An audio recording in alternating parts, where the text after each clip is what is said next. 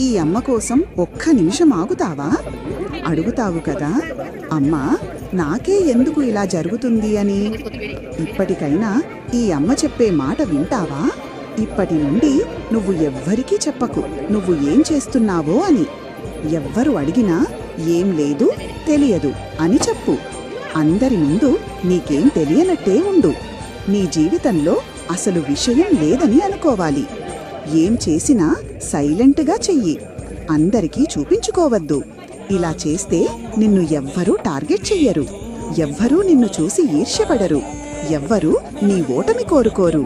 నువ్వు మాత్రం ముందుకు సాగుతూనే ఉంటావు నిశ్శబ్దంగా.